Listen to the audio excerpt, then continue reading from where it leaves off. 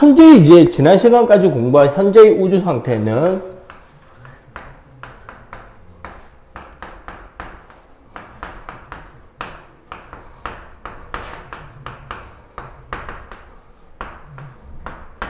수소와 헬륨의 질량비가 3대 1이죠. 그리고 이 과정에서 우주 배경 복사가 나타났고, 이 우주 배경 복사를 관측한 코비, WMAP, 플랑크 위성 등의 연구로 뭐가 있다? 우주 배경 복사를 따른 온도 차이가 존재한다는 겁니다. 우주에는. 그리고 이 온도 차라는 것은 사실 무슨 차이다?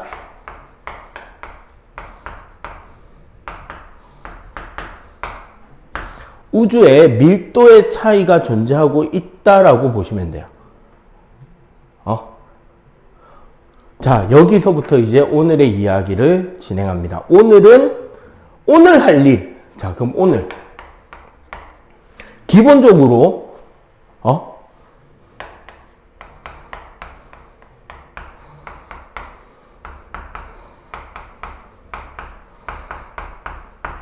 별이 어떻게 만들어져서 어떤 과정을 통해서 지난 뒤에 어떻게 소멸되는지에 대한 과정을 배울 거고요. 이 별의 진화 소멸 과정을 바탕으로 태양의 과정과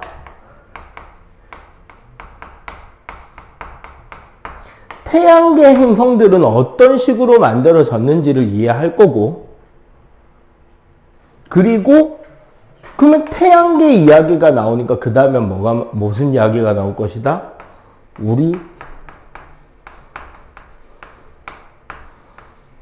최종적으로 우리 지구는 어떻게 만들어졌느냐로 이렇게 이제 이야기를 해 갈 겁니다. 오케이? 그리고 이 과정을 이야기하기 위해서 현재 상태, 수소와 헬륨이 3대 1로 돼 있고 밀도차가 존재하는 텅 빈 우주 상태인 거죠. 자, 그럼 출발하겠습니다. 자, 별의 생성 소멸 과정이다. 그지? 현재 봐봐.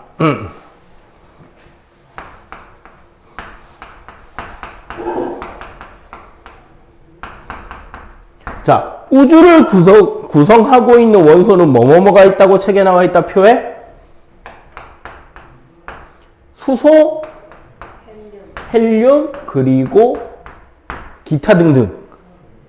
얘가 74%, 얘가 24%, 기타 등등이 2%죠. 이건 현재 량입니다. 현재 우주에 존재하는 양. 우리가 지구에서 자원이 많이 다 떨어져 가니 해봐야 어차피 요거야. 자, 그 다음에.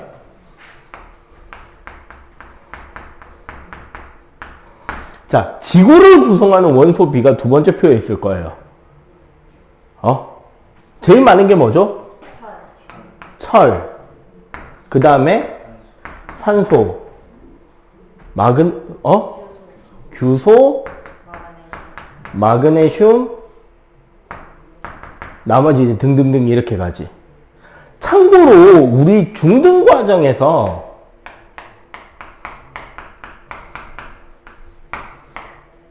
지각을 구성하는 8대 원소를 배웁니다. 1학년 1학기예요. 기억하는 사람 혹시 순서?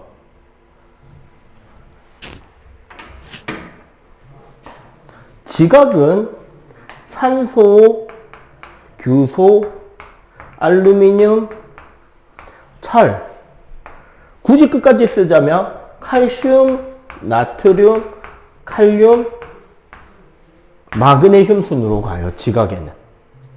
자, 지각과 지구만 비교해 봤을 때 철하고 마그네슘이 꽤 앞으로 가는 게 보이죠? 맞지? 그리고 철 원소를 빼고 나니까 여기에 있는 대부분의 원소들이 원자 번호 20번 안쪽, 즉 상대적으로 가벼운 원소인 것도 눈에 띄죠. 그리고 중1 때 이거 언급이 돼요. 철과 마그네슘은 원소에서 광물에 어떤 영향을 주느냐?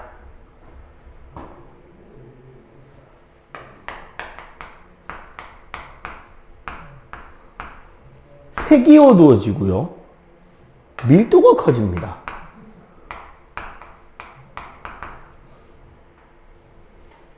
기본적으로 광물에서. 특히나 여기에 보면 철이 많다라고 했는데 이 철은 왜 그렇게 많길래 지각에도 없는데 이렇게나 많느냐? 우리 지구는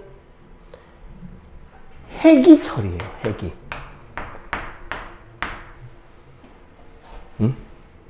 핵이 철이고 철이라는 원소는 우리 요 별의 진화에서도 상당히 중요한 역할을 하게 될 원소입니다.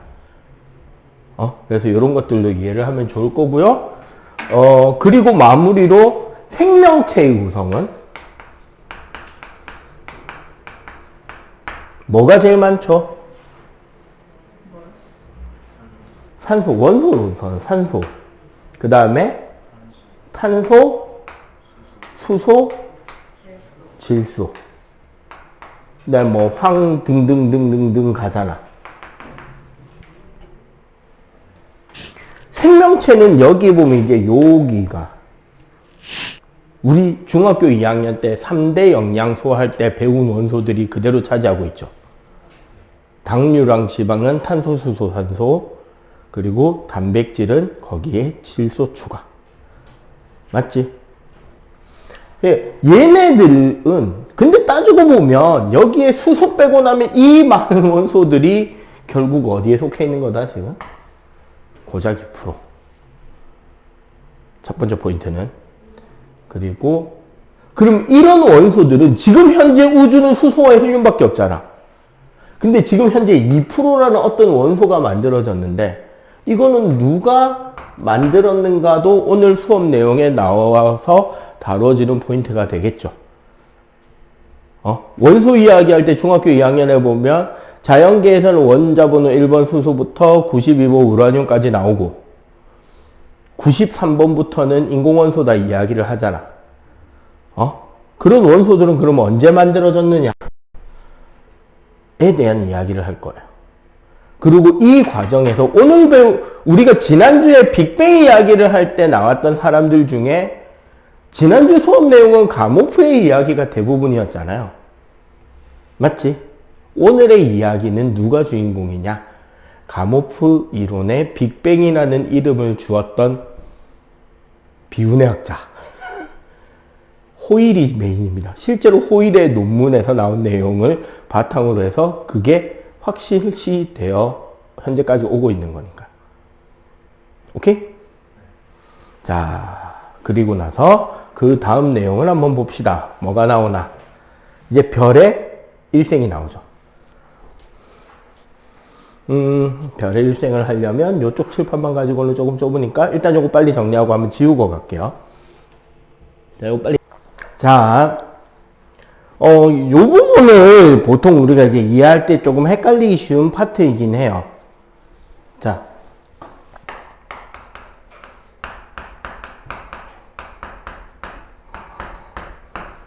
성간물질이라 그래서 별과 별 사이에 아무것도 없는 것 같은 우주에는 실제로 아무것도 없지 않고 수소나 헬륨이 아주 옅은 농도로 있습니다. 우리가 보통 진공이라고 이야기하는 농도가 1세제곱미터 안에 원자 1개 미만일 때를 진공이라고 해요. 이게 얼마나 공기 밀도가 옅은 정도냐면 보통 우리가 1기압이라고 말하는 상황 있잖아. 고등학교 화원 거의 1단원 초반부에 나오는 몰이라는 개념. 아보가드로 가설 몰이라는 개념에 보면 어느 정도로 나오냐면 0도씨 1기압을 기준으로 할 때 1몰이라는 분자 개수가 있어요. 입자 개수가 6 곱하기 10의 23승입니다. 그럼 만, 억, 조, 경, 해. 6천해가 되죠. 6 곱하기 10에 23생이니까 6천해나 되는 입자가 존재하는 기체의 부피가 22리터예요. 정확히는 22.4리터. 그런데 1세제곱미터라 그랬잖아, 내가 아까. 1세제곱미터의 부피는 1000리터입니다. 1000리터의 원자 한 개에 22.4리터의 원자 6000해 조경해. 얼마나 입자의 개수 차이가 많은지 알겠죠? 그 정도로 있는 걸 진공이라고 하는데 성간물질은 그거보다는 입자가 많은 거야.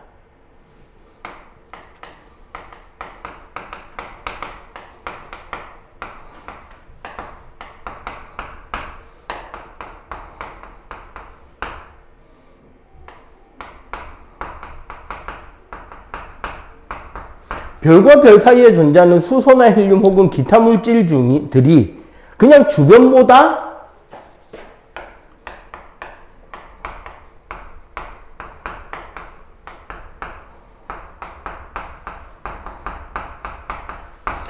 좀 더 높은 곳을 우리가 성간물질이라고 하고 얘가 우리 눈에 보이게 되면 그걸 성운이라고 하는 거야. 중학교 3학년 때 배웠죠? 이 성간물질,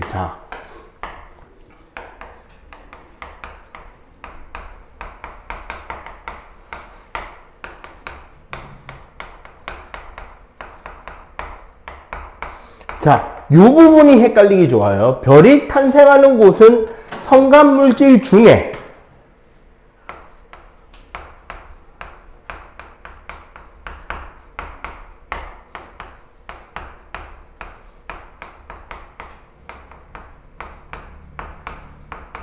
온도는 낮고 밀도가 높은 곳이어야 됩니다. 이때까지 우리는 좀 다른 이야기를 하고 있었죠. 온도랑 밀도랑 거의 같은 개념이다. 왜? 거기에 물질이 있고 그 물질은 에너지를 가지고 있으니까 주변의 온도가 높단 말이야. 근데 얘는 좀 특이한 이야기를 하고 있죠. 주위보다 온도는 낮아야 되고 하지만 주위보다 밀도는 높아야 돼요. 모순적인 것처럼 느껴지겠지만 이겁니다. 왜? 이 조건이 만족이 돼야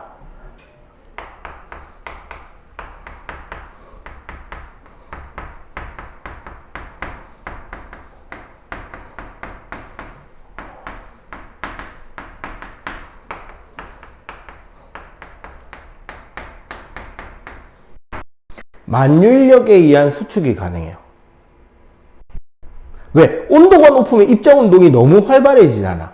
온도가 낮으면 운동이 둔하고 운동이 둔해야 인력이 더 적극적으로 가해지기 좋은 상태인 거 아니야. 그리고 밀도가 높으면 당연히 같은 물질일 때 거리가 가깝다는 소리죠. 입자들 사이에.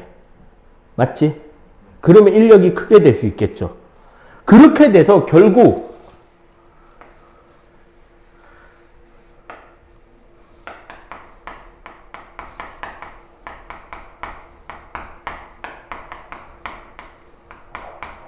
성간물질, 즉 성운이 뭐 하기 시작한다?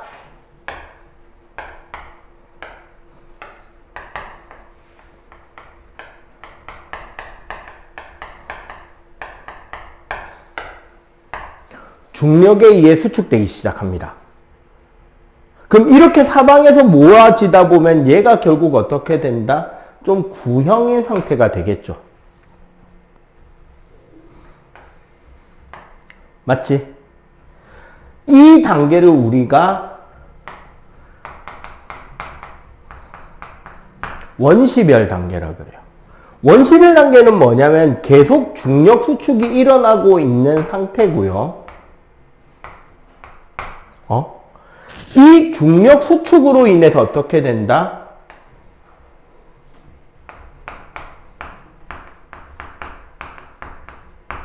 온도가 상승해요. 왜? 가까워지다 보면 지네들끼리 뭐 하게 된다? 부딪히게 되겠지. 충돌하게 되고 그때 손실되는 에너지가 열로 방출되면서 온도가 올라갑니다. 그리고 이 온도 상승에 의한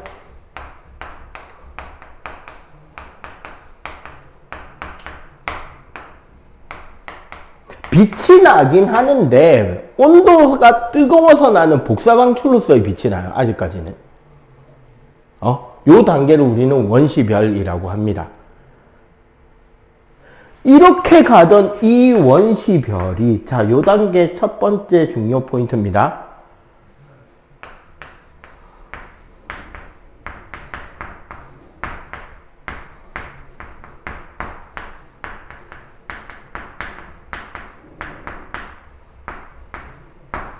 그 원시별 중심부의 온도가 1000만 켈빈이 되면,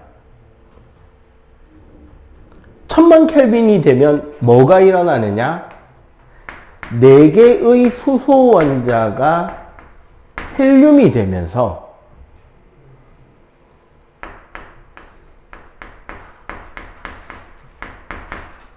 열과 빛이 방출이 돼요. 요때 나오는 요 에너지들은 공식은 어디선가 본 것 같은 공식이죠. E는 mc 스퀘어. 질량 손실이, 질량이 결손됩니다. 날아가요. 우리 생각에 수소 4개랑 헬륨 하나를 비교하면 양성자, 중성자, 지난주 질량 배운 걸 기준으로 이야기하면 헬륨이 무거워야 되잖아. 근데 실제로 재보면 헬륨이 가볍거든? 1000분의 7 정도 가벼워요. 수소 4개보다 헬륨 하나가. 무거워야 되는데 가볍다는 거잖아. 그 가벼움이 뭐냐면 질량이 줄어든 거에 광속의 제곱을 곱한 만큼 에너지가 방출돼 버려요. 질량이 에너지로 바뀌는 거야. 그 공식이거든요. 이게 별의 핵에서 일어나고, 그러면 이때 만들어진 별은 외부에서 중력 수축은 지금도 일어나고 있지만 이때 만들어진 빛과 열 에너지가 방출을 하면서 이 별을 팽창시키려고 하기 때문에 이 순간부터 크기가 유지가 됩니다. 이 상태를 우리는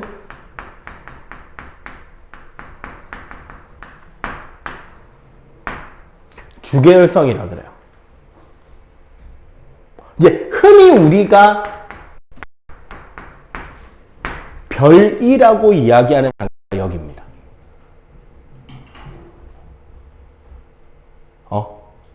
물론 여기서 1000만 K 도달 실패가 되면 갈색외성이라고 해가지고 그냥 죽어요. 별이 되지 못하고. 참고로 우리 태양계에 이런 놈 한 놈 있습니다. 저기 목성이라고. 목성 질량이 지금 목성 질량이 한 5배에서 7배만 더 컸어도 목성도 주계열성이 될 수 있었던 천체예요. 덜 모였어. 그러면 온도가 다 못 올라가는 거예요. 자, 여기서 좀 재밌는 특징은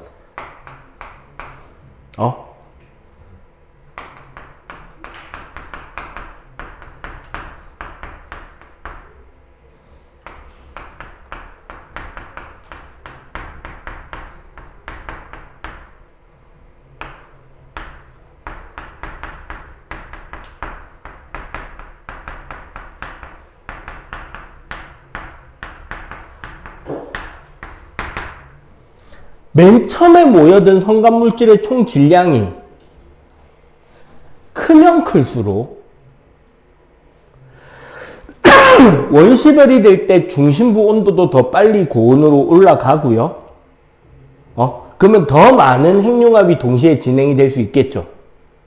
그 결과 주결성의 수명이 짧아져 버립니다. 그러면 질량이 작다. 그럼 상대적으로 온도는 낮다. 대신에 별로서의 수명은 길다가 됩니다.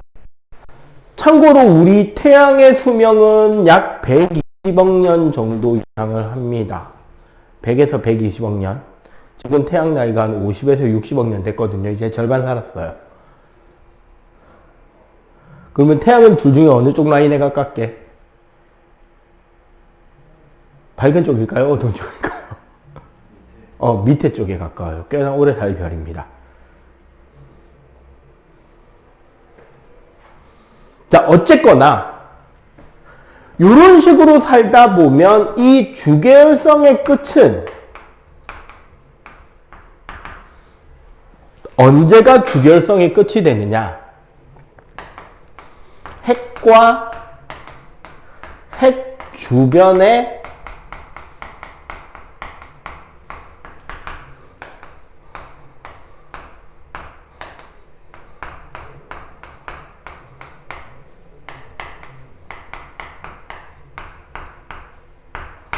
핵과 핵 주변에 있는 수소가 전부 다 헬륨으로 바뀌게 되면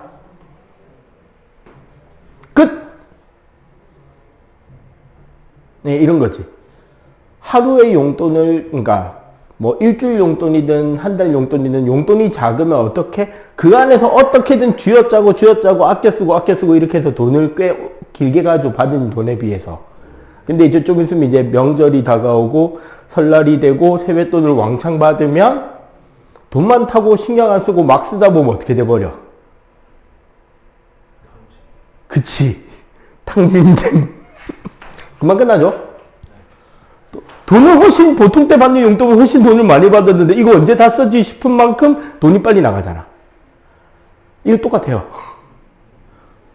큰 성운이 압축이 되면 내부 온도도 빨리 올라가고 그래서 동시에 더 많은 양의 핵 분열을 동시에 진행하다 보니까 소비되는 속도가 너무 빨라서 양이 많아도 그냥 끝나버리는 거야. 그럼 수명이 짧아요. 대신에 동시에 더 많은 핵융합 반응을 이뤄내니까 방출하는 에너지량이 훨씬 많을 수 있겠죠. 그러니까 온도가 높고 파란 별이 되는 거지. 자, 이래서 주결성이 끝나면, 자, 일단 여기까지 정리해봐. 주결성이 끝나면 계속 이어갈게요. 자, 일단 간단하게 요약을 하자면,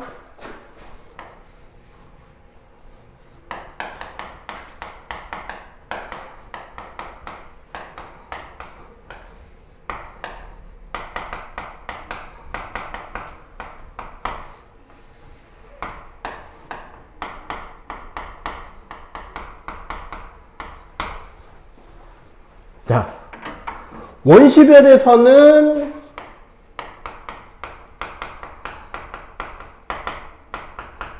중력 수축에 의해서 빛과 에너지를 방출한다 그랬고, 주결성에서는 4개의 수소를 헬륨으로 바꾸는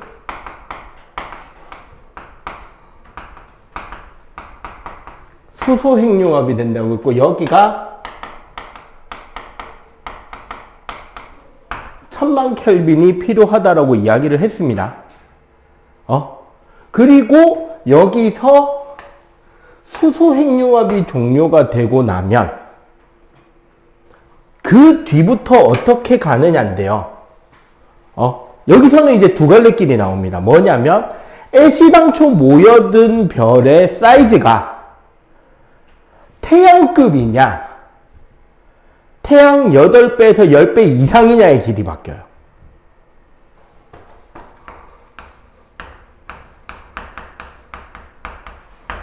자, 그 별의 사이즈가 태양 정도 사이즈다. 즉 중소형 사이즈다.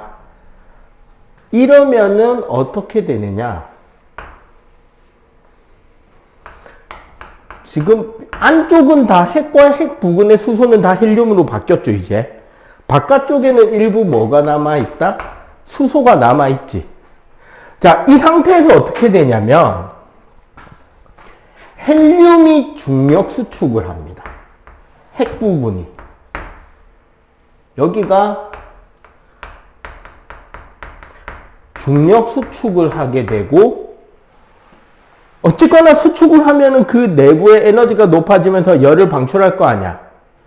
그것 때문에 바깥의 수소층은 팽창해버려요.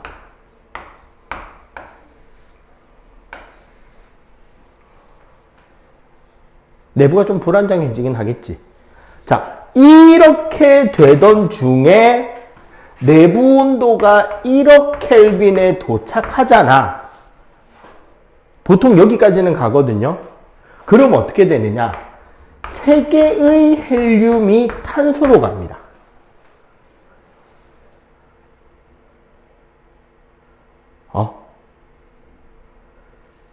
그러면 이렇게 되면 지금 얘는 이렇게 탄소로 되면서 나오는 열 때문에 이제 다시 빛이 조금 더 나요.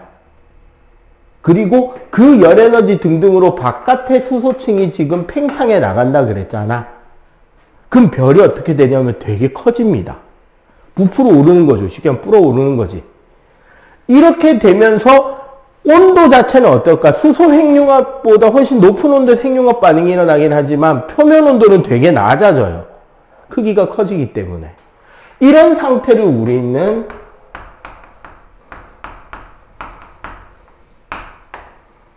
적색 거성이라고 부르는 단계가 됩니다. 뭐 여러분들이 지금 어느 별자리인지 모르겠는데 대표적인 적색 거성 중에 하나가 여름철에 보이는 정갈자리의 알파별인 안타레스, 정갈의 심장에 해당하는. 그리고 요즘 우리가 하늘을 쳐다보면 오리온 자리라고 보여요. 별자리 이렇게 생긴 거 있거든? 이렇게 나비넥타이 모양으로 딱 별이 보이는 게 있을 거야, 하늘에. 요 별이 베텔기우스라는 별이에요. 여기가 리겔이라는 별이고. 이 베텔기우스가 적색 거성 단계로 추정됩니다. 색깔이 붉고 별이 되게 크죠? 커서 밝은 거야. 자, 어쨌거나 이렇게 적색 거성인 단계가 끝나고, 즉 뭐가 끝나면 여기서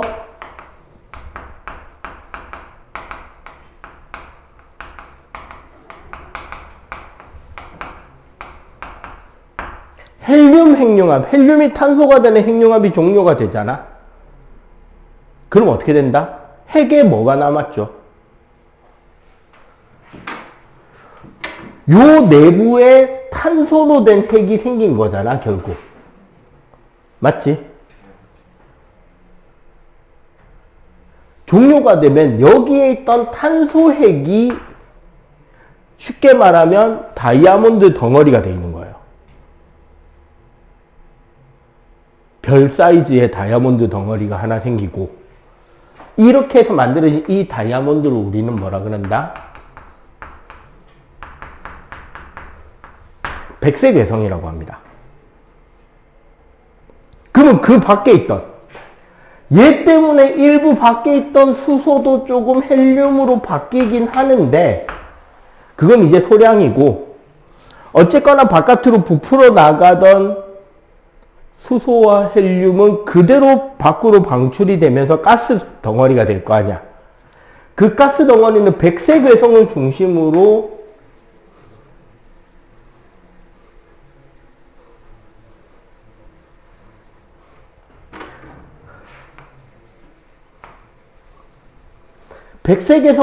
이렇게 백색 외성을 삥 돌아서 가스 덩어리가 생겨요. 우리는 이 가스 덩어리들을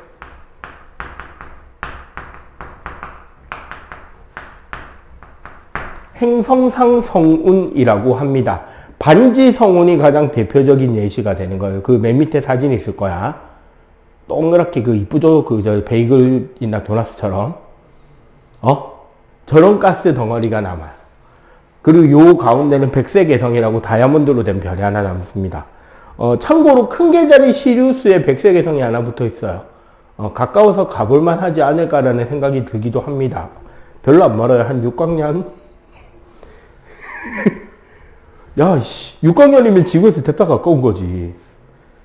지구에서 제일 가까운 별이 4.3광년이란 말이야. 6광년이면 이웃집이죠.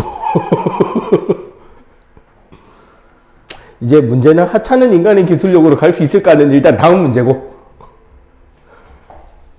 자, 그러면 봐봐. 태양은 이렇게 해서 끝나죠. 중심에 탄소나 고작해야 산소가 조금 섞이는 정도에서 끝나고, 주변의 행성상 성운으로 뻗어나간 수소와 헬륨은 다시 여기로 가는 거야. 이거 어쨌거나 성운이잖아. 가스잖아. 그럼 얘는 결국 여기로 가는 거야. 그러면 그 성운에서 다시금 별이 또 태어날 수가 있겠다. 잘 생각해봐. 우리 우주 나이가 138억 년이에요. 태양 나이는 60억 년이고요. 그럼 그건 무슨 소리다? 태양은 이미 최소 2세대 혹은 3세대 별이라고 봐야 되는 거지. 초반에 만들어진 별이 한번 태어나서 일생을 겪고 죽은 그 성운에서 다시 태어난 별일 수 있는 거예요. 알겠지? 그러면 자,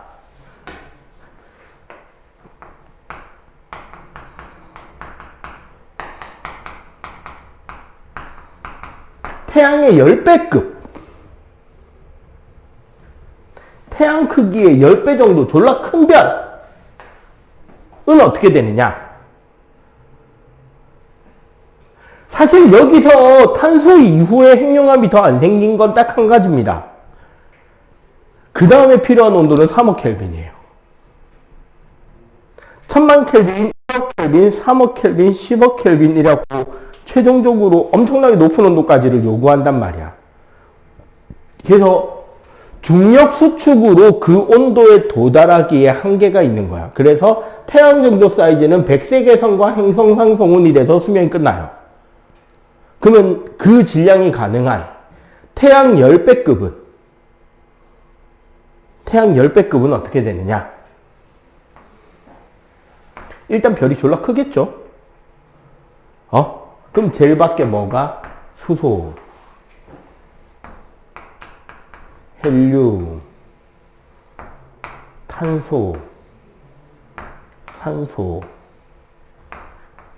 규소, 철이 돼요. 아우, 그려놓고 선생님 노트북 보니까 어지럽다.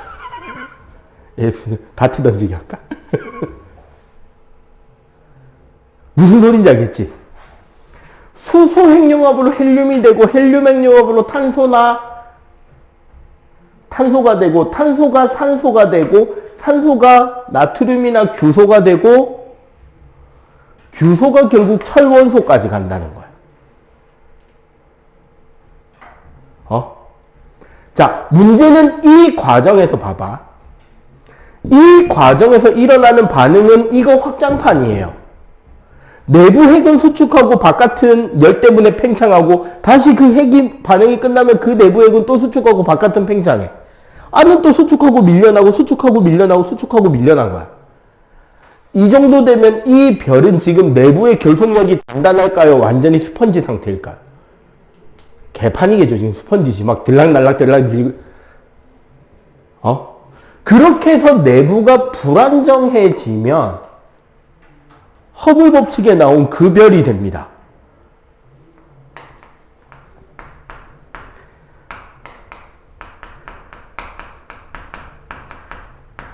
맥동병광성이 돼요. 맥동병광성이라는 말 자체가 무슨 소리냐면 마치 심장이 뛰는 것처럼 별 자체가 내부가 불안정해지면서 별 전체가 수축하면서 온도가 올라가겠지? 봐봐.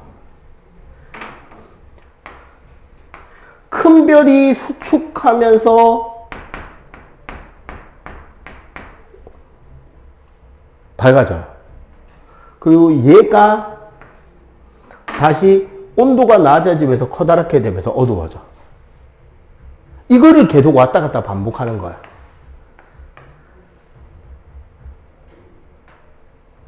즉,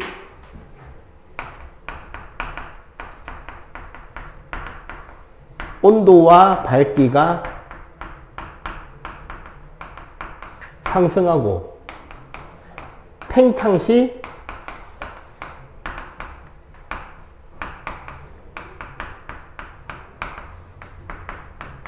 온도와 밝기가 같이 다 낮아집니다. 문제는 이 과정의 임계점에서 계속 쫙 압축됐다가 쫙 밀려났다가 쫙 압축됐다가 쫙 밀려났다가 하다가 어느 순간 어느 시점에 압축되지 않을 만큼의 극한의 한계점에 도달하겠죠. 맞지? 그렇게 해서 그 뒤에 뭐가 일어난다?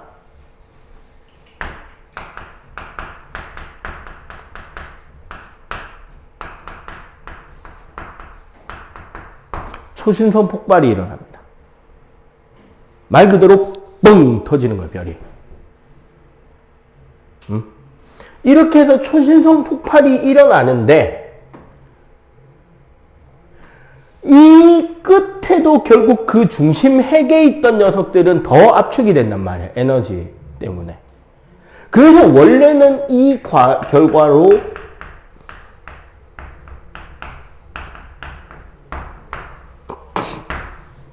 중성자별이라는 별이 됩니다. 중성자별이란 무슨 별이냐? 쉽게 말해서 별의 밀도가 원자의 중성자와 같아지는 거야. 밀도가 무진장 높아지죠. 크기는 되게 작은데 질량은 엄청나게 큰 별이 만들어지는 거야. 이해가 되죠? 자, 그 과정에서 탈출 속도라는 거 혹시 들어본 적 있어요? 탈출 속도. 지구 탈출 속도. 무슨 소리냐면 지구에서 지구 중력을 뿌리치고 완전히 우주로 날아가기 위해서 필요한 속도를 지구 탈출 속도라 그래요. 이걸 제2 우주 속도라고도 합니다. 1 우주 속도는 뭐냐면 뉴턴 대포 속도예요. 지표면에서 대포를 빵 쐈을 때 원래는 얘가 접선으로만 날아가고 싶어 할 거 아니야.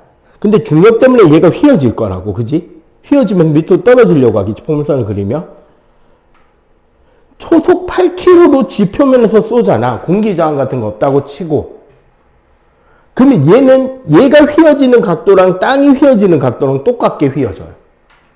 그럼 이론상 어떻게 된다? 지표면을 스치듯이 한 바퀴 비행해서 원 위치로 돌아올 수 있겠죠. 그게 1우주 속도 초속 8km야. 그러면 2우주 속도 초속 11.2km는 뭐냐면 지구 중력을 완전히 뿌리치고 달이라던가 화성까지 날아가기 위해서 필요한 속도예요. 이 개념을 어떻게 이해하면 되느냐? 요런 구멍이 있잖아. 그러면 여기에 어떤 물체 질량을 가지고 여기에서 V라는 속력으로 공을 위로 굴려 올린다고 치면 얘가 가지는 운동 에너지는 2분의 1 mv 제곱이죠. 그리고 어느 시점에서 여기까지니까 뭐가 필요하다? 위치 에너지가 있을 거 아니야. 계산하면 이건 뭐 마이너스 g에 r에 라지 m 스몰 m 뭐 이렇게 계산되는 값이 있는데 어쨌거나 위치 에너지가 있을 거 아니야. 이 위치 에너지랑 이 운동 에너지랑 비교해서 운동 에너지가 크면 여기까지 올라간 뒤에 남아서 굴러가겠죠. 운동 에너지가 작으면 어떻게 되는데? 이 구덩이를 빠져나가지 못하고 도로 굴러 떨어지겠지. 이걸 빠져나가는데 필요한 최소 속력이 탈출 속도예요. 그런데 이 탈출 속도에서 봐봐. 중성자별이라 그랬잖아. 반지름은 되게 작고 질량은 되게 큰 별이야. 그러면 탈출 속도가 엄청나게 커져야 빠져나올 수 있다라고 생각이 들겠죠. 맞지? 이때 만약에 어떤 선에서의 탈출 속도가 광속이 돼버리는 위치가 있을 수도 있겠죠. 정말 질량이 크고 반지름이 작은 별이면. 이 내부를 우리가 블랙홀이라고 하는 겁니다. 사실 여기 별이 있는 거예요. 별이 있는데 그 별의 인력이 너무도 강한 나머지 빛조차 빠져나오지 못하는 별이 생길 수도 있는 거야. 탈출 속도가 광속 이상이 필요한 별이 있을 수 있는 거예요. 그럼 빛조차도 못 빠져나오는 별이니까 밖에서 그 별은 보인다, 안 보인다? 안 보이겠죠. 그 과정에서 뭐 상대성 이론이고 뭐고 다 갖다 집어넣었을 때 다시는 돌아오지 못하는, 거기에 떨어지다 보면 마치 시간이 멈춘 것처럼 보이게 되는 어떠한 가상의 선이 되겠죠. 탈출 속도가 광속인 곳. 이 선을 우리가 뭐라 그러냐면 선생님이 좋아하는 과학 유튜버의 본업, 가수, 본직이 가수인데 그 가수 유튜브 채널 들어가 보면 브이로그가 전부 다 과학 관련 브이로그만 떡지덕지 붙어 있는 가수가 하나 있어요. 그리고 이번에 낸 음반 노래 제목이 전부 다 천문학 관련이야. 그 중에 재작년 말 작년 초에 엄청 뜬 노래. 이 위치를 지칭하는 게 노래 제목이었어요.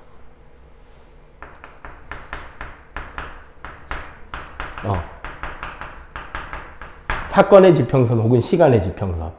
영어로는 이벤트 호라이즌. 예. 그 선 너머로 다시는 보지 말자 안녕이잖아, 노래 가사가. 그러니까 영원한 이별을 하는. 실제로 여기에 물체가 떨어지다 보면 밖에서 볼 땐 여기서 멈춘 것처럼 보이게 돼요. 그러니까 중성자별이 되고 이 중에 특별히 밀도가 더 크고 질량이 더 크면 뭐가 된다? 블랙홀이 만들어지기도 한다는 거지. 그리고 어쨌거나 초신성 폭발로 터졌잖아. 그러면 중심의 핵에 있는 애들이 이렇게 되고 나머지 물질은 우주 공간으로 팍 터져 나갈 거 아니야. 그럼 얘는 다시 어디로 간다? 여기로 가겠네. 터지니까. 자, 그리고 여기서 이제 또 다른 중요한 포인트를 알려드릴게요. 왜 철인가? 왜 철인가? 철 이상은 못 만드나 별 속에서? 라는 질문이 들잖아요. 그럴 수밖에 없습니다. 얘가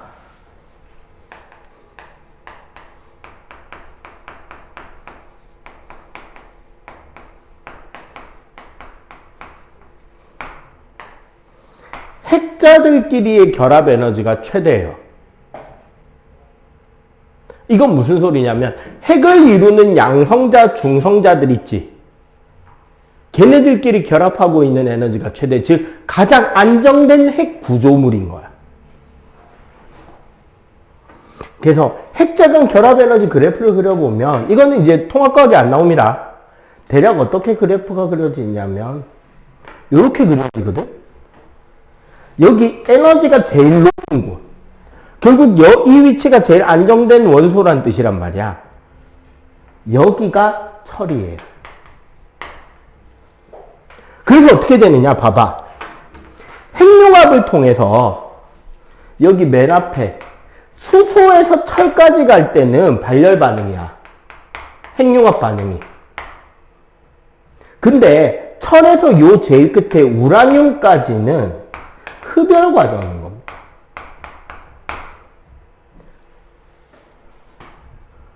즉 가장 안정된 핵 구조가 철이라는 거예요.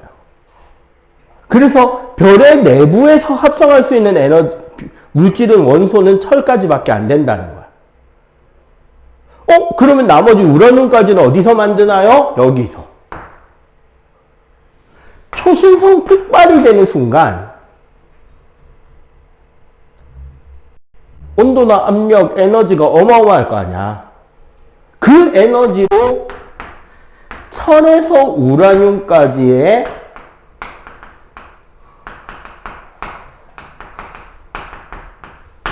더 무거운 중원소 합성이 가능한 거야. 정리하자면 봐봐. 수소는 언제 만들어지죠?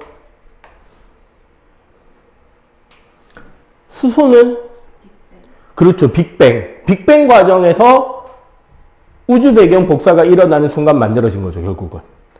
얘는 빅뱅에서 만들어지고요. 그리고 빅뱅으로 만들어지는 원소는 어디까지?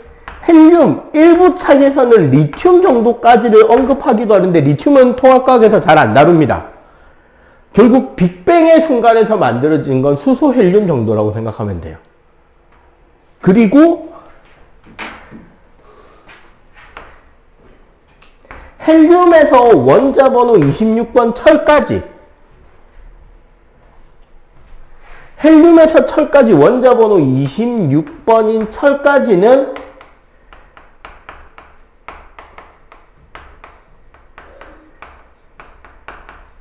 별의 핵융합 과정에서 만들어지는 거죠. 그리고 그 다음 철에서 어디까지? 우라늄까지는 어느 순간에 만들어진다? 네, 여기가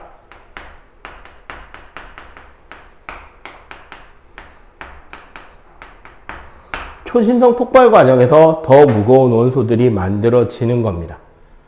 그렇게 해서 블랙홀이나 중성자별 혹은 백색 외성이 되고 나머지 퍼져나간 성간물질은 다시 맨 앞으로. 그러면 다시 그 성간물질에서 그 다음 별이 또 태어날 수 있는 거죠. 오케이? 참고로 초신성 폭발은 우리나라 조선왕조실록에도 실려 있습니다.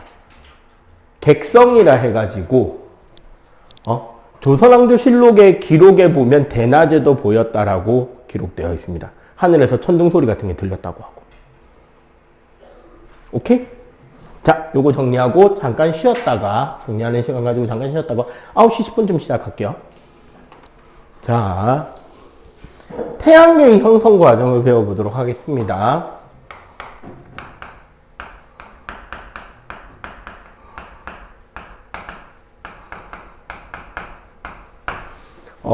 요 과정을 잘 배우면 어떤 효과가 있느냐. 원래 선생님 같은 경우는 중학교 2학년들 내신 대비시킬 때 여러분들 아마 기억할 거예요. 태양계 행성 규칙 있잖아. 지구형 행성, 목성형 행성이 어떻게 다른지. 그거 그냥 드립다 외우잖아요. 그 특징 자체가, 그리고 공전 방향, 태양 자전 방향,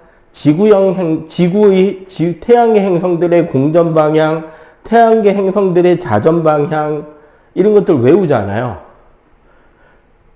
근데 재밌게 다 같았죠. 왜 같았느냐가 여기서 설명이 돼요. 자,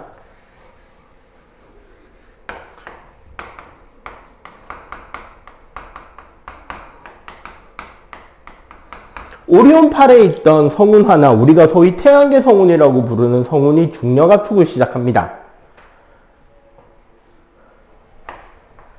그러면은 대부분은 이제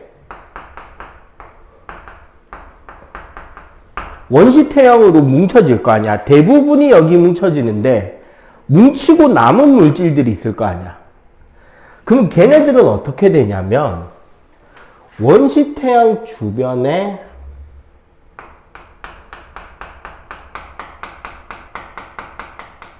요런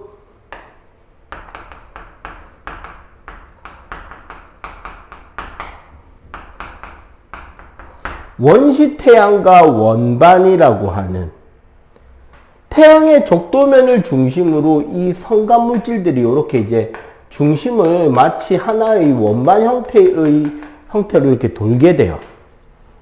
얘가 멈춰 있는 게 아니라 어떻다? 서에서 동으로 태양과 함께 돕니다. 그러니까 중심축을 가지고 이렇게 회전을 하게 되잖아. 그러면 이 구조 자체가 안정화돼요. 여러분들 자전거도 똑같잖아. 외발 자전거든 두발 자전거든 멈춰 있을 때 균형 잡기는 쉬워요, 어려워요? 어렵지. 근데 바퀴가 굴러가고 있기 때문에 균형 잡는 거는 쉬워져요. 팽이도 그래서 이렇게 옆으로 돌 때는 꼿꼿하게 잘 서 있잖아. 이런 걸 우리 자이로 효과라고 하거든요. 그래서 요런 형태로 얘가 이제 돌게 되는 거지. 자, 이 원시 태양과 원반에서 어차피 가운데 원시 태양은 그대로 있는 상태에서 원반의 진화가 일어납니다. 바로 뭐냐면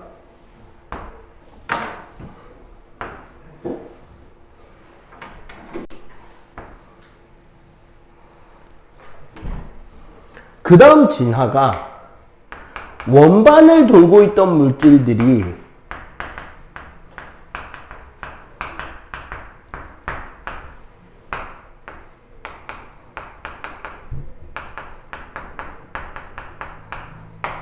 만유인력에 의해 미행성체 고리로 점점 바뀌어가요. 이건 무슨 소리냐?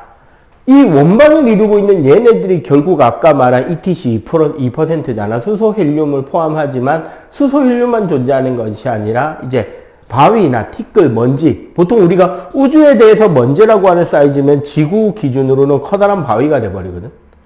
얘네들이 태양 적도면 중심으로 돌고 있다가 그 중에 좀 더 무거운 녀석들이 뭘 한다? 만유인력을 통해서 옆에 있는 녀석들을 끌어당기기 시작해요. 그래서 지네들끼리 뭉쳐집니다. 그렇게 뭉쳐지면서 각각의 고리 형태의 궤도를 가지고 돌기 시작하는 거예요. 이거를 미행성체 고리라고 합니다. 여기까지는 아직 태양은 원시별이에요. 자, 이 다음 턴에 드디어 우리가 알고 있는 주계열성의 태양이 만들어져요. 주계열성으로서의 태양이 만들어지면 아까도 이야기했다시피 4개의 수소가 헬륨이 되면서 에너지를 만들어낼 거잖아. 그리고 그 에너지가 이렇게 뻗어나올 거잖아요. 태양에서부터 멀리. 그러면 이 과정에서 어떤 기준선이 하나 생겨요. 태양에 의해서 에너지 방출이 되고 그 과정에서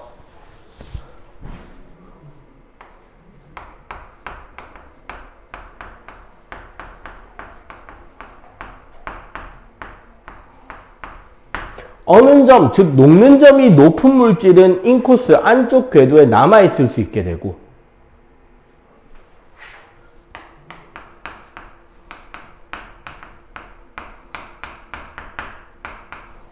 끓는 점이 낮은 물질들은 얘네들이 기체로 변해서 밖으로 에너지에서 밀려나 버립니다.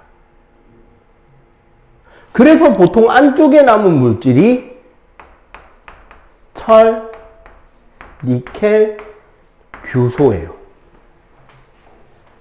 뭐 니켈보다 마그네슘을 넣는 게 더 낫겠다. 마그네슘, 규소가 안쪽에 남은 거야. 바깥쪽으로 날아간 물질들은 그건 뭘까요? 수소, 헬륨, 암모니아랑 메테인입니다. 자, 그럼 여기서 질문. 둘 중에 뭐가 더 많게? 질량이 누가 더 크게? 총질량.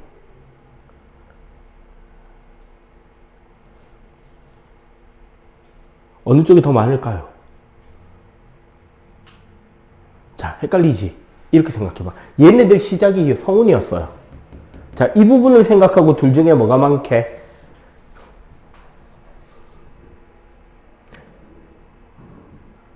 야, 여기 수소헬륨 있잖아. 뭐가 많게? 그치, 얘네들 더 양이 압도적으로 많단 말이야. 자, 그럼 잘 보세요. 얘네들이 결론적으로 질량이 큽니다. 상대적으로 얘네들은 질량이 작아요.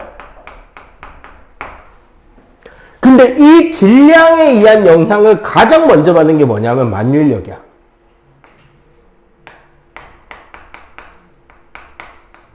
만유인력 즉 중력이 크다? 얘네들은 만유인력이 작다가 되는 거야. 이것 때문에 지금부터 우리가 그때 중학교 2학년에 배운 그 모든 특성들의 대부분이 여기서 결정이 나요. 봐봐. 얘네들은 질량이 크잖아. 그러니까 만일력이 크잖아. 그러니까 대기는 가벼운 기체가 되고 위성수도 만한, 심지어 얘네들은 뭐도 있다? 고리도 다 있어요. 이 세 가지 특성이 만일력이 커서 가능한 거야. 그러면 요 앞에 애들은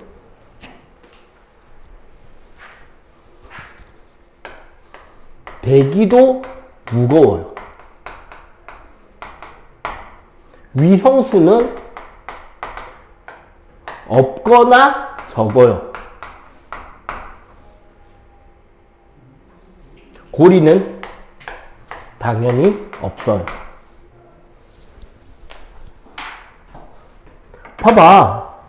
얘네들의 대기는 결국 뭐야? 이물질 그대로잖아요. 수소, 헬륨, 메테인, 암모니아. 지구형 행성의 대기는 이산화탄소나 지구 정도 되니까 질 수 있는 거야. 아니면 아예 대기 없죠, 수성은. 금성은 이산화탄소 대기 90기압, 화성은 이산화탄소 대기 0.1기압이란 말. 지구 정도 질량이 되니까 그나마 질소 잡아놓고 있는 거라. 그리고 그럼 결국 얘네들은 뭐야? 철, 마그네슘, 규소. 얘네들은 그래서 암석형 행성이 돼요. 돌로 된 행성이란 말이야. 그 암석형 행성이기 때문에 전체적으로 물론 가운데 핵이 좀 더 무겁긴 하지만 전체적으로 질량이 흩어져 있는 편이에요. 행성 자체가. 그렇기 때문에 질량이 흩어져 있기 때문에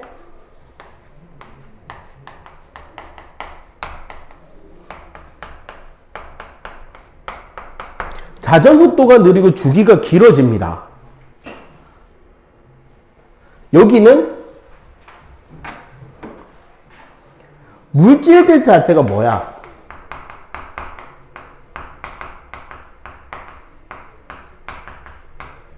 가스나 액체, 유체로 된 행성이 된다고. 가스, 액체, 유체 행성이 되면 어떻게 되느냐? 행성 자체 내부에 코어의 대부분 질량이 밀집이 돼요. 금속성 코어나 금속 수화물 코어나 이런 것들이 되면서 나머지는 밀도가 대단히 낮아. 그렇기 때문에 얘네들은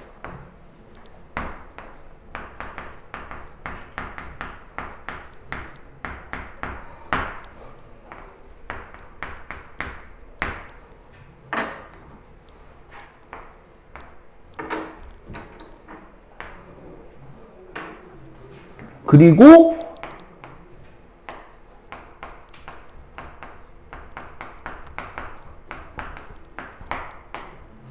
자전 속도 자체의 위도별로 차이가 생겨. 그래서 뭐가 생기냐?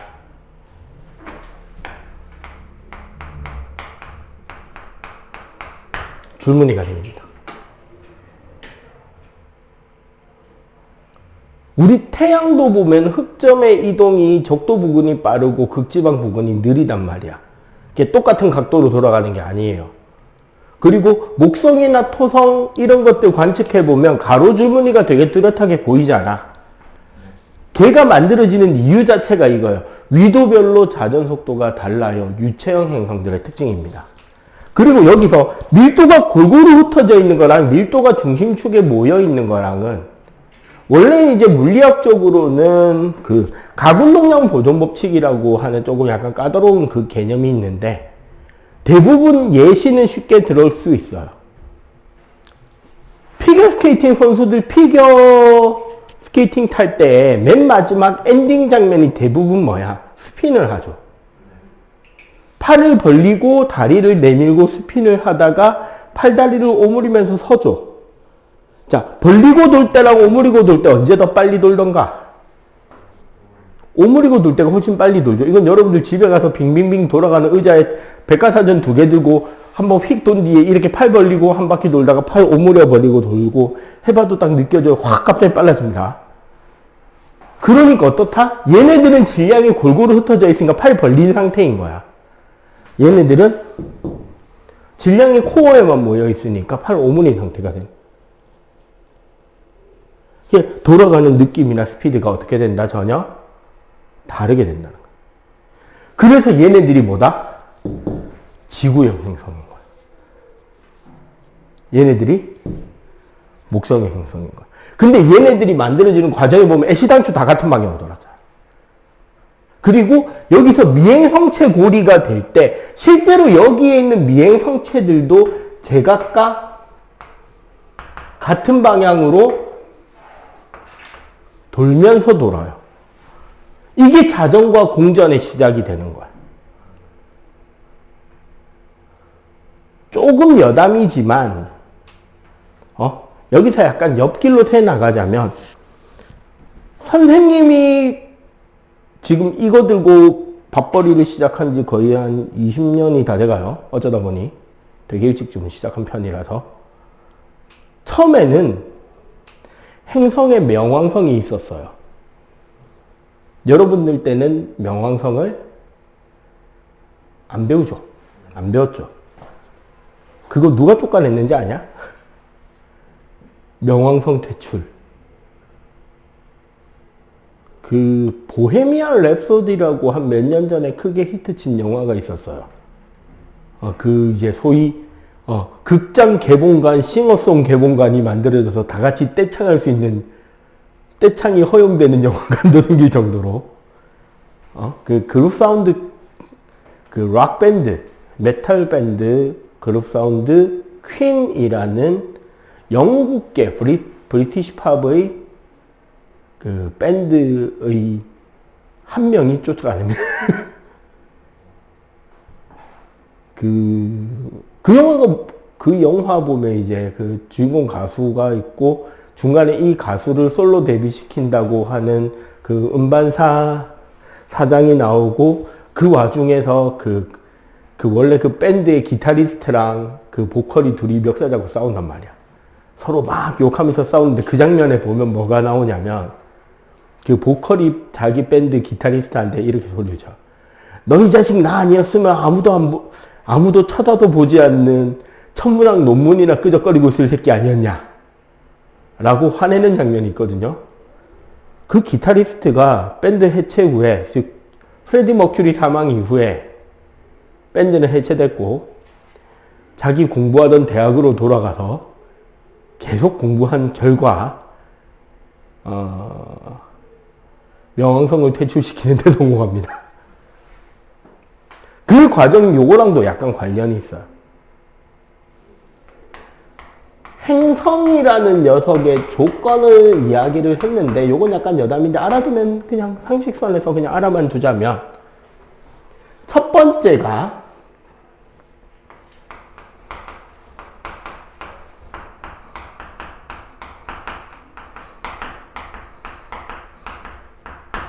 구형에 가까운 천체이어야 된다라고 합니다. 요거는 우리가 이제 잠시 뒤에 지구 생성 과정 이야기를 할 때 지구 생성과 지구 생성 과정에서 나타나는 현상들, 역사들 이야기할 때 만들어지는 마그마의 바다라는 단계를 거치면 자체 중력 때문에 구형이 돼요. 일정 질량 이상이 모여서 용융이 돼서 마그마 덩어리가 된 뒤에 식으면서 구형으로 만들어지게 된단 말이에요. 물론 거기에 자전하기 때문에 적도가 조금 더 부풀어 오르긴 해요. 반지름 자체가. 그런데 어쨌거나 구형이거나 구형에 매우 가까운 천체이어야 된다라는 조건이 첫 번째고요. 두 번째는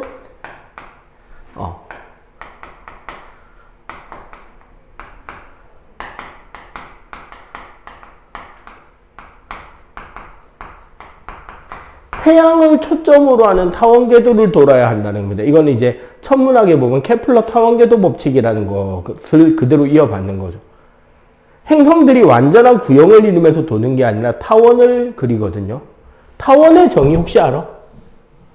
어떤 걸 타원이라 그러게? 수학 시간에 배울 텐데 이게 수1 넘어가서 나오나? 수2에 가서 나오나?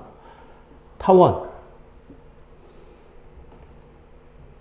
원점으로부터 일정한 거리 떨어져 있는 두 초점으로부터 거리의 합이 같은 점들을 모으면 타원이 됩니다. 쉽게 말하면 여기가 원점이잖아. 그럼 여기에 플러스 F, 여기에 마이너스 F를 찍어. 그리고 어떤 점이 있으면 요 거리 합계가 있잖아. 이 거리 합계가 같은 점들을 이으면 약간 요런 스타일로 찌그러진 원이 나와요. 이걸 타원이라 그래. 그리고 이 타원에서 그 초점 자리에 뭐가 존재해야 된다? 태양이 존재하는가를 확인하겠다는 거야.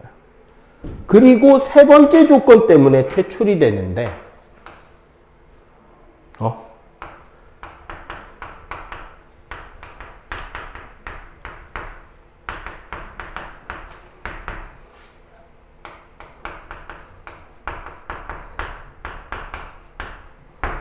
자신과 같은 공전 궤도를 돌고 있는 천체들에 대한 중력 지배를 명시합니다.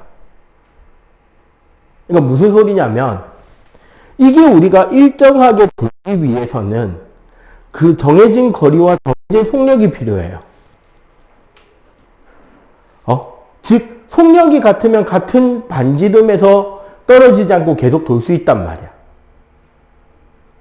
그 같은 공전 궤도를 가지는 천체들에 대해서 중력 지배, 영어로 absolute gravity라고 이야기를 합니다. 그러니까 같은 궤도를 돌고 있는 모든 천체들은 자신의 그 행성의 중력에 지배되어야 된다는 소리예요. 그러니까 같은 공전 궤도상의 행성이 2개, 3개 돌거나 하면은 안 된다는 소리입니다. 우리 지구 공전 궤도면에는 다른 천체들이 존재하지 않아요. 공전 궤도선상에는. 딱 하나 더 있긴 하죠. 달. 근데 문제, 달은 완전히 지구에 종속된 위성이죠. 달이 공전하는 거는 항상 지구를 중심으로 해서 돌고 있잖아. 무슨 소리인지 알겠죠? 그런데 명왕성은 왜 퇴출되느냐? 세 번째가 부족했어요. 무슨 일이 생겼냐면 명왕성은 행성으로 분류하기에는 질량이 너무 작았어. 근데 명왕성 주위를 돌고 있는 우리가 위성인 줄 알고 있었던 캐론이라는 위성이 있거든요. 얘는 위성치고 너무 컸어요. 그럼 무슨 일이 생기냐? 우리 지구에서, 지구 주변에 달이 공전하기 때문에 지구에서 일어나는 현상은 조석 현상이죠. 맞지? 바닷물이 끌려가서 밀물 썰물이 반복되는 조석 현상이 생기고 말잖아. 그래서 달이 공전한다고 지구 공전 궤도가 막 흔들리거나 하진 않잖아. 근데 명왕성과 캐론의 관계는 명왕성은 상대적으로 가벼운데 캐론은 상대적으로 무거웠어요. 그러니까 이 둘이 도는 중심축이 명왕성 밖의 형성이 되고 명왕성의 정중앙이 형성이 되어 있는 게 아니라 무게중심점이. 그럼 어떻게 돈다? 그 올림픽에 보면 포환 던지기라는 종목이 있거든? 본 적 있어 혹시 포환 던지기? 그 쇠공 이렇게 쇠사슬 달아갖고 이러고 빙빙빙빙빙 돌아서 던지는 거. 그거 할 때 보면 포환이 무거우니까 사람 몸도 같이 이렇게 돌잖아. 휘청휘청 하면서. 그지? 그거를 막 그렇게 되고 있는 거야. 휘청. 그래서 쫓겨나요. 물론 그 이면에는 유럽의 천문학자들과 미국의 천문학자들 사이에 약간 알력 싸움, 자존심 싸움 그런 것들도 좀 관여가 됩니다. 어떤 관여가 되냐면 봐봐. 수성, 금성, 지구, 화성, 목성, 토성까지는 맨눈으로 보여요. 그래서 그리스 시대에 다 발견이 돼 있었어요. 그래서 수, 금, 화, 목, 토. 태양이 일, 달이 월 해가지고 우리 일주일이죠. 응? 천왕성, 해왕성, 명왕성에 대한 발견은 유럽에서 우연하게 천왕성을 아마추어 전문가가 발견을 해요. 하늘에 있는 나머지 우리 별들은 안 움직인단 말이야. 어떤 사람이 별자리나 그런 성우 같은 거 관측하기 위해서 망원경으로 하늘을 보고 있는데 없던 별이 하나 있는 거야. 원래 그 성도상에 없는 별이. 되게 어두운 별인데 별이 하나 관측이 됐어. 이거 뭐지? 하고 다음날 봤는데 그 별의 위치가 거기서 좀 옮겨져 있는 거야. 그러니까 다른 별들하고 다른 움직임을 보이는 별이 하나가 발견이 된 거야. 그래서 그 관측을 며칠 동안 세세하게 관측한 뒤에 그거를 천문학회에 보고합니다. 여기 뭐 이 학원의 지구과학 선생님이 뭐 이창 선생님이나 우리 사직에 있는 이용환 선생님 보면은 다 그 천문학 아마추어 천문가에 활동하면서 천문학 강사 자격도 가지고 있고 막 그렇거든. 이제 그런 식으로 취미 활동하는 사람들은 자기가 발견한 걸 학회에 보고할 수 있어요. 그럼 보고하면 전문 천문학자들이 그 대학교나 아니면 뭐 저기 김해 천문대 이런 더 큰 천체망원경으로 이제 더 세세하게 보겠지. 그리고 더 정밀하게 측정하고 정밀하게 기록한 결과 행성이다가 된 거야. 그렇게 해서 천왕성이 발견이 됐어요. 근데 천왕성 운동을 막 기록하다 보니까 계산이 안 맞아. 뭔가 오류가 생기고 있는 거야. 아니면 다른 천체가 이 천왕성 궤도에 영향을 주고 있다는 거지. 그래서 그 데이터 값을 바탕으로 역계산해서 천왕성 밖에 있는 그 다음 행성을 찾아냅니다. 그게 해왕성이에요. 여기까지 유럽에서 했어. 그리고 천왕성, 해왕성까지를 계산을 했는데 그래도 계산이 안 맞아. 뭐가 오차가 생겼어. 조금씩. 그거를 다시 역산해가지고 9번째 행성이다라고 발견한 게 명왕성인데 미국에서 발견했어요. 그리고 미국은 그 이후에도 계속 천문학에 대한 투자 결과 세레스, 에리스 같은 지금은 외소 행성으로 분류하는 소행성들 몇 개를 더 발견해. 명왕성 궤도 밖에서. 미국은 원래 자존심이 되게 센 나라죠.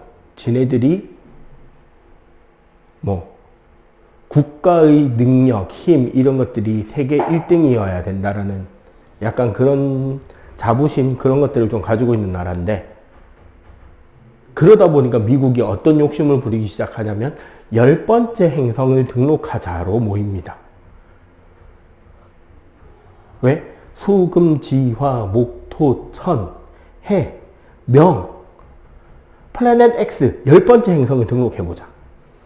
근데 은근슬쩍 그렇게 해서 세레스나 에리스 중에 하나가 10번째 행성이 되면 그와 비슷한 조건인 그 나머지 하나의 또 소행성도 행성으로 등록이 되겠지. 같은 이유로 밀어붙이면. 그러면 유럽이 발견한 행성보다 미국이 발견한 행성이 더 많아지는 거야. 그래서 이때부터 천문학회에서 좀 약간 자존심 싸움 내지는 이제 우리나라도 보면 정치판에 국회에서 막 서로 신경질 부리고 자기 쪽 법안 통과시키려고 막 싸우고 투닥거리고 하는 그런 것들이 보여. 이제 이런 식이었던 거야. 그걸 통과하려면 과반수 이상의 회원이 참석해야 되고 그 중에 3분의 2 이상의 찬성이 나와야 되던가 뭐 그러면 이제 그게 정론으로 이제 인정이 되고 확정이 된단 말이야. 예, 미국이나 미국의 편을 드는 나라에서 학회가 열리면 유럽 쪽 학자들이 대거 불참해버려. 그러면 뭔가 통과가 안 돼. 그러면 유럽이나 친유럽 쪽 국가에서 학회가 열리면 미국 학자들이 우르르 다 나와버리는 거야. 그럼 뭐가 결정이 안 돼. 그러다가 약간 제3국 비슷한 그런 쪽 나라에서 했는데 유럽 쪽이 훨씬 더 많이 오고 미국 쪽은 학자들이 좀 덜 왔는데 과반이 넘었어, 출석이. 그때 제안을 한 게 이거였어요. 행성이 뭐냐부터 따지자. 그 결과로 명왕성을 쫓아내는 데 성공합니다. 유럽 학자들은. 그래서 명성 빼고 나니까 이게 딱딱 맞는 거야. 오케이? 자, 일단 요거 정리. 요거. 자, 지구와 생명체의 탄생 과정에서 일단 지구의 형성은 시험 문제로 뭐가 상당히 많이 나오는 편이냐면 서술형이나 객관식 둘 다 포함해서 지구의 각 권역들 있죠. 소위 우리가 말하는 직권, 수권, 기권, 그리고 지구 내부 구조 있지. 지각, 멘틀, 핵. 외핵, 내핵 분리까지는 아니더라도 이 부분들이 누가 어느 순서로 만들어져 갔는지에 대한 순서를 물어보는 시험이 상당히 출제 비율이 높았어요. 자, 지구의 형성.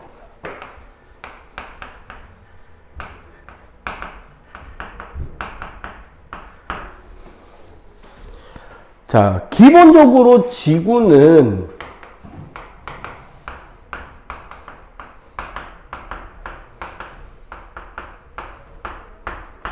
미행성체 충돌로 시작됩니다. 참고로 이 미행성체 충돌은 어디까지 가냐면 지구의 기권이 충분히 만들어지는 시점까지 계속 일어나요. 그러니까 초창기에 끊임없이 우주에서 운석이 떨어지고 하는 일까지는 있었다는 거지. 그리고 그 이후에는 그게 왜 줄어드느냐? 공전 궤도를 충분히 청소를 했다는 거야, 지구가 돌면서. 자, 미행성체가 충돌하면 쉽게 말하면 이런 막 바위 덩어리들이 와서 부딪히는 거예요, 서로. 예, 점점 덩치, 질량이 커져가겠죠. 예, 이때는 모양이 완전히 구형이라기보다 울퉁불퉁 하겠지. 자, 이 미행성체의 충돌 과정에서 어떤 일들이 생기냐면,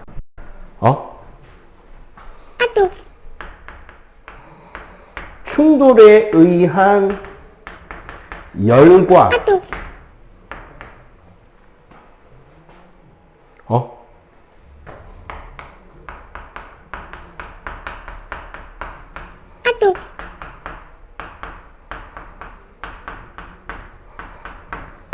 방사성 원소의 붕괴열. 그러니까 쉽게 말해서 우리 원자력 발전소에 보면 우라늄이 분열되는 과정에서 열이 발생하잖아. 우라늄 같은 경우 235 우라늄과 238 우라늄이 있거든요. 질량수가. 238 우라늄이 더 안정한 우라늄이고 235 우라늄이 좀 더 불안한 우라늄입니다. 그래서 235 우라늄의 중성자가 들어가면 핵분열이 일어나서 열이 발생한단 말이에요. 이거를 기하급수적으로 막 일어나게 해버리면 원자폭탄이고 적당히 조절하면 발전소가 되는 거거든. 근데 그게 이 안에서 일어난다는 거예요. 왜냐하면 235 우라늄이 좁은 구역 내에 일정 질량 이상이 모이게 된 거야. 그러면 그 열 에너지로 뭐가 일어난다?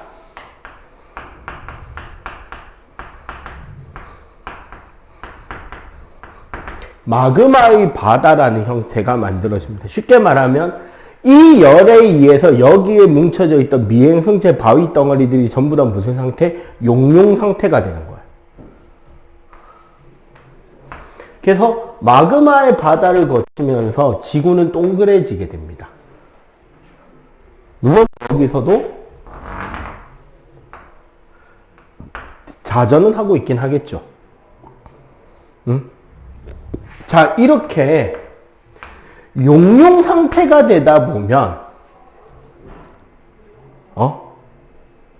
여기서 뭐가 빠져나간다? 이 용융된 마그마 밖으로 미행성체 안에 있던 얼음이라던가 드라이아이스 조각들, 우주 먼지 티끌인 상태에서 붙어 있었단 말이야. 걔네들이 밖으로 빠져나가요. 마그마의 바다가 만들어질 때 뭐가 만들어집니다? 동시에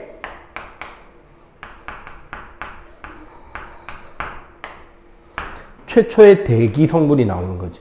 그럼 이 원시 대기는 뭐?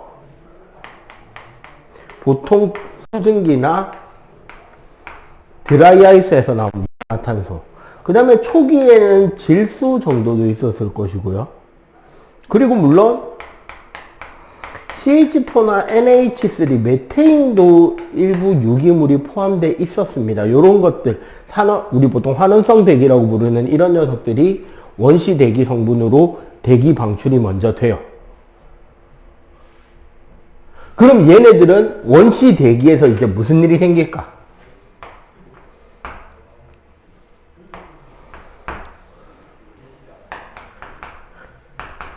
원시 대기는 수증기에 의해서 구름이 만들어지고요. 그 구름은 그대로 비로 내리는데 이 비에 의해서 어떻게 된다?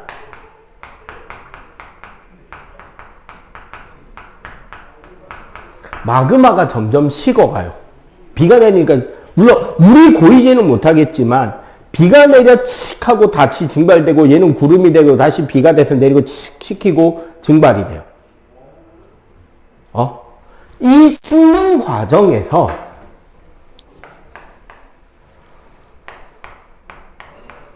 녹는 점이 높고 밀도가 큰 물질이 먼저 어떻게 된다? 침전됩니다. 가라앉는다는 거지.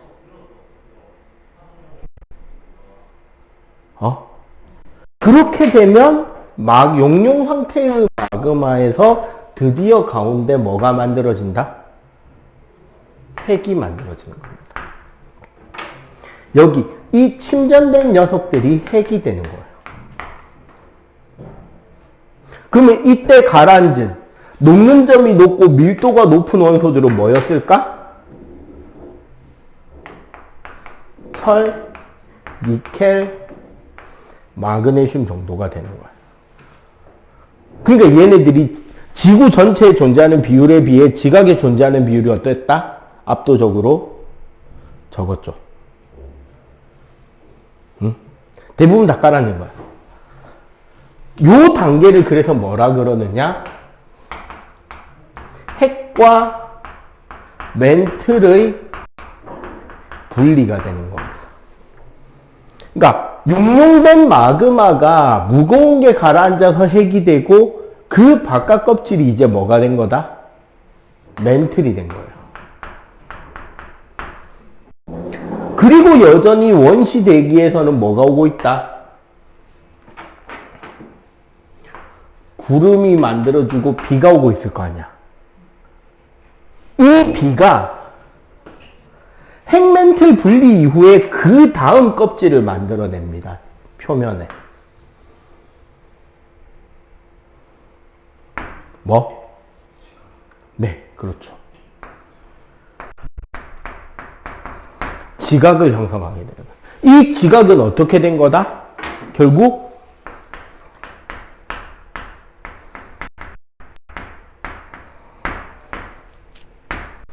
밀도가 낮은 물질이 식어 응고되면서 위로 떠오른 거예요.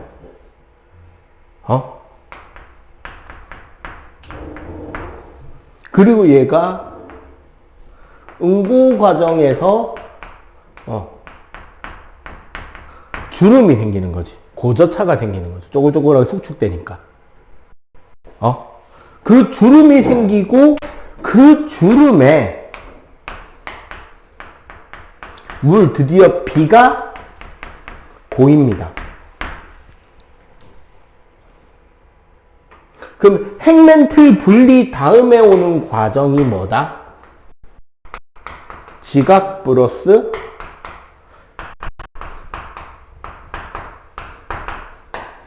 원시 바다가 만들어지는 거예요. 만들어진 순서 알겠어요? 이게 굳이 따지면 만약에 이 용융 상태를 멘틀이라고 친다면 사실은 제일 먼저는 기권이 만들어진 거고 기권 때문에 비가 와서 식으면서 핵과 멘틀이 생기고 멘틀에서 더 가벼운 물질이 떠올라서 지각이 생기고 그 지각의 낮은 곳에 물이 고일 테니까 바다가 생기는 거예요. 이렇게 해서 이때 만들어진 이 원시 바다는 짠맛이 있다 없다? 없다. 아직은 맹물이죠. 빗물이니까. 그럼 어디서 짜졌냐? 어떻게 염화나트륨이 만들어져서 짜졌냐? 원시바다가 나온 뒤에 우리 지각에서 나트륨 이온이나 칼슘 이온들이 용해돼 내려오고 빗물에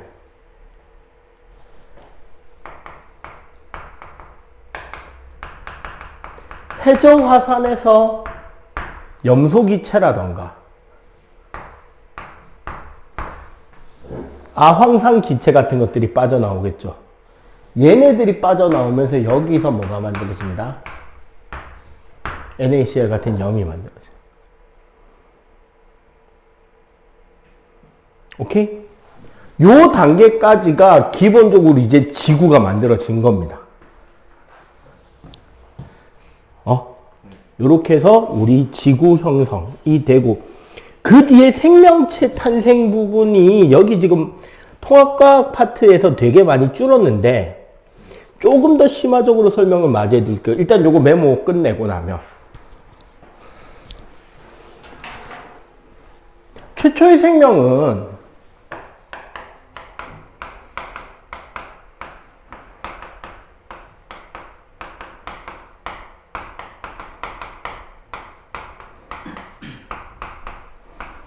바다입니다. 즉 모든 생명은 바다로부터 왔고, 그래서 바다는 생명의 보고다라는 이야기도 하게 돼요. 어떻게 최초로 유기물이 합성되었는지에 대한 이론들은 되게 다양했거든요. 요즘도 꽤나 많은 사람들이 믿고 있는 것 중에 하나가 그거잖아. 외계인이 지구에다가 생명체를 뿌리고 갔다. 소위 이제 지적 창조주가 있다라는 설도 있는데, 여러 가지 중에 현재 가장 정론으로 받아들여지는 것 중에 하나는 밀러의 실험이라는 게 있어요.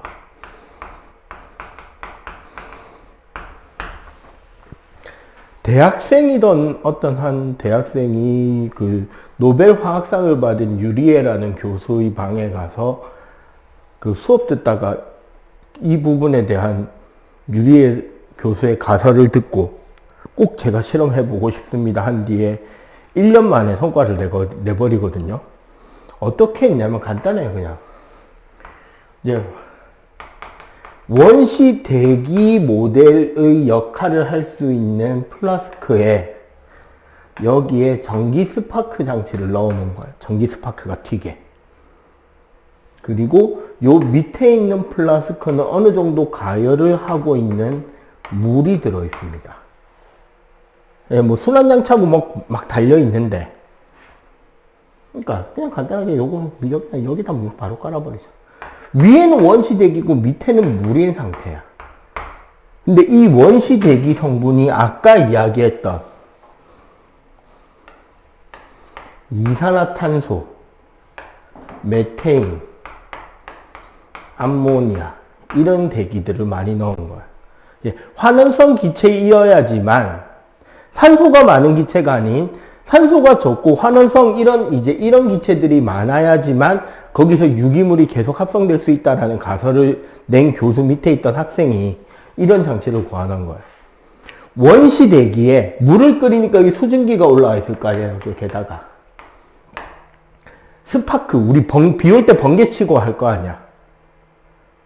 그 환경을 조성해 놓고 여러 번 반복을 하니까 이 물이, 원래 증류수를 넣어 놓은 이 물이 색깔이 점점 핑크색이 되었다가 짙은 붉은색 쪽으로 색깔이 바뀌어가는 거야. 즉 뭔가가 만들어졌다는 거야, 물 속에. 그래서 그걸 걸러봤더니 여기서 뭐가 만들어졌다? 단백질이 근본이 되는 아미노산이 만들어지는 게 확인이 돼요. 이 실험을 통해서. 뭔가를 분해한 게 아닌. 자, 이런 아미노산이 생겨난다는 것 자체가 드디어 완전 무기물에서 뭐가 생명체의 근원이 될 수 있는 물질이 만들어진 거고, 현재 흔히들 많이 하는 이야기는 이 아미노산으로 만들어진 이 바다에 해저 화산에서 나오는 황산 등으로 인해서 얘네들이 단백질이나 이제 열수구설이라는 거예요. 그거는 에너지를 번개로부터도 받고 해저 화산에 뜨거운 열 에너지가 나온 그 엄청 심해져의 해저 화산으로부터는 단백질이나 DNA, RNA 같은 물질들이 만들어졌고 얘네들이 생명체로의 진화가 일어났다는 거죠. 그리고 그 과정에서 뭐 이제 단백질 복합체인 코아세르베이트, 뭐 마이크로스피어 이런 것들은 이제 옛날 융합과학 때 이야기입니다. 여러분들이 지금 하는 건 아니에요. 혹시나 학교 선생님들이 방금 내가 말한 코아세르베이트라던가 마이크로스피어 같은 처음 들어본 것 같은 우리가 지금 배우는 책에 안 나오는 그런 이상한 단어들을 쓰신다. 나한테 신고하세요. 그러면 옛날 자료 가져와가지고 그것까지 보충 수업을 해야 됩니다. 학교 가서 개학할 때. 알겠죠? 자, 어쨌거나 이렇게 해서 최초로 생명체가 태어나게 되는데 어떤 진화를 거치느냐. 자, 봐봐. 초기의 환경은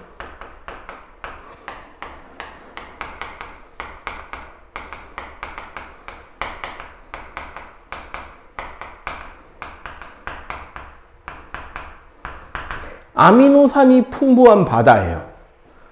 쉽게 말하면 육수죠, 육수. 그 김밥 천국에 가면 주는 그 다시다 국물. 그 상태인 바다야. 여기에서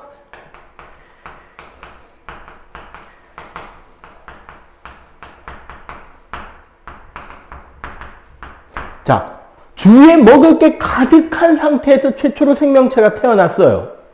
얘는 어떻게 에너지를 획득하면 될까요? 자기가 뭔가 에너지를 만들어내려는 노력을 할까?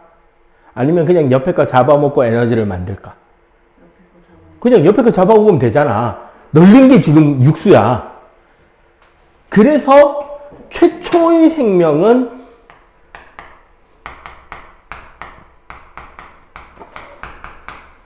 종속 영양생, 남을 잡아먹고 사는 생명체예요. 그리고 요 당시에는 아직 대기에 산소가 있다 없다? 산소가 거의 없죠. 그래서 종속영양, 산소를 쓰지 않고 에너지를 만들어내는 발효 같은 과정, 혹은 효모난 미생물 발효 이런 것들이 생기는 그런 거를 무기호흡이라고 합니다. 이 과정을 하게 돼요.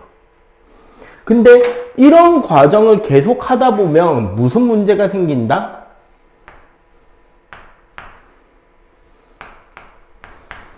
유기물의 양이 감소하고 이산화탄소량이 급증하기 시작합니다. 환경에. 응? 여기다 적을 필요고 여기다 적자. 이게 점점 유기물의 양은 줄고 이산화탄소가 늘어가는 환경으로 바뀐다고. 그러면 이 환경에 적응하는 생명체들이 나오겠죠. 적응과 진화를 통해서. 유기물이 계속 감소돼 가는데 그러다 보면 우리 모두 먹을 게 없어서 죽게 된다. 그러니까 나부터 새로운 먹거리, 새로운 영양소를 생성하는 녀석이 되어야 되겠다라는 놈들이 나타나는 거죠.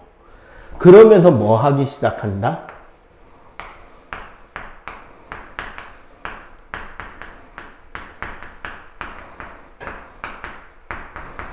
독립영양생물, 소위 말하는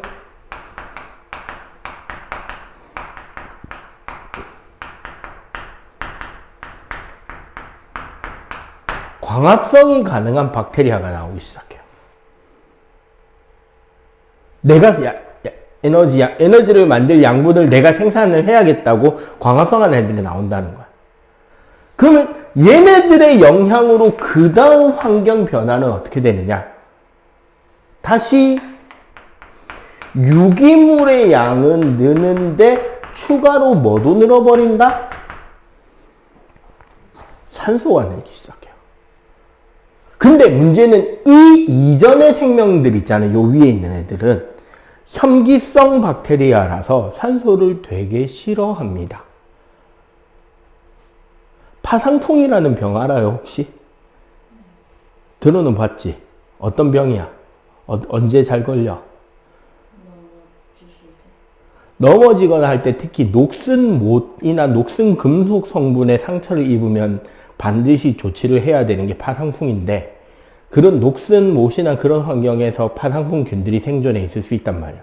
근데 얘네들은 어떤 특징이 있느냐?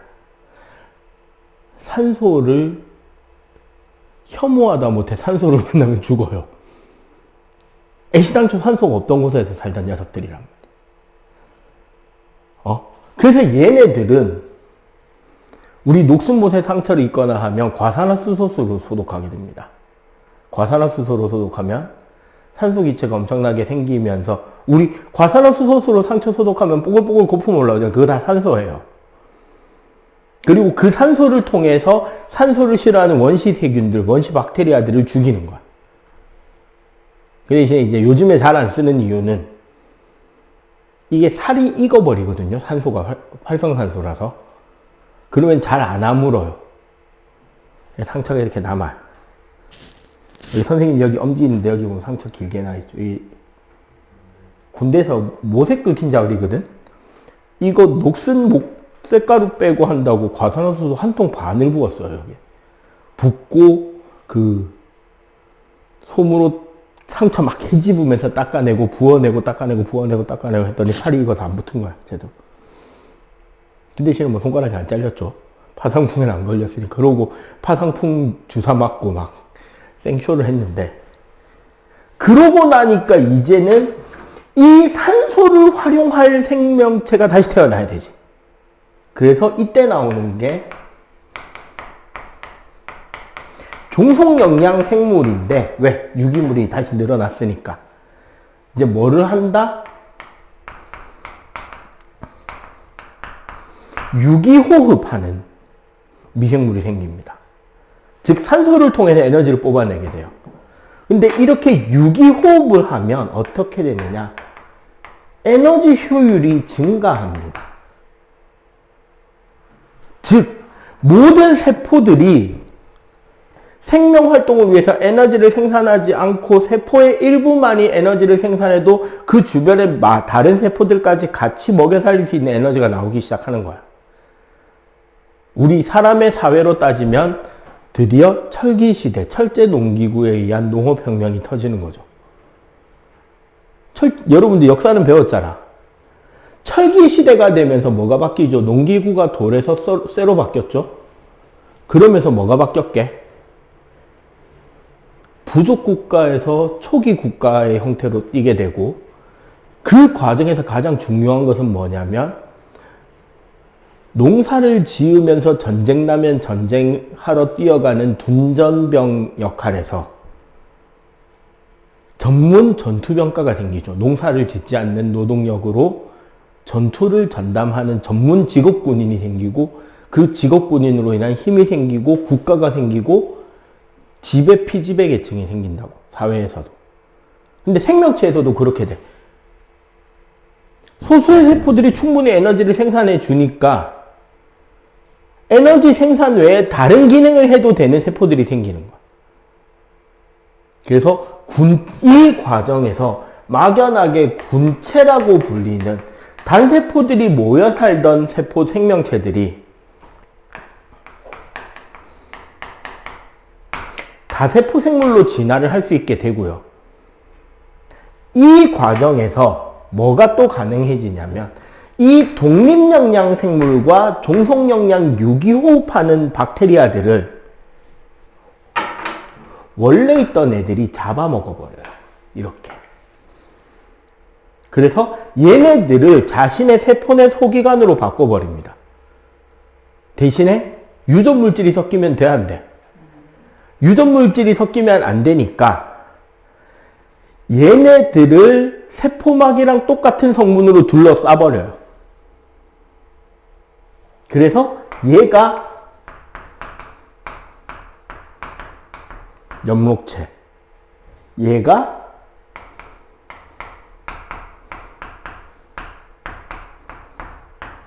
미토콘드리아라고 하는 생명체가 되면서 얘네들을 각각의 막으로 둘러싸 놓고 원래 자기의 핵을 가지는 세포가 나오고, 여기가 이제 진핵 생물이 되는 거야. 여기가 원핵, 여기가 진핵으로 진화가 되고, 그 과정에서 다세포로의 진화가 가능해지는 겁니다. 이렇게 생명체들이 지내왔고, 이때 충분히 만들어진 산소가 나중에 지구 진화 과정에서 바다에 포화 상태가 된 뒤에 대기로 나가게 되고, 그 대기에서 자외선에 의한 반응으로 오존층 형성을 하고 나서야 생명체들이 이제 땅 위로 올라온 거예요. 그래서 이런 진화들이 전부 다 어디에서? 바다에서 일어나게 되었다. 그리고 그때부터 끊임없이 이제 조금씩 환경 변화들로 지금까지 이제 온 거죠. 오케이? 자, 요거 정리.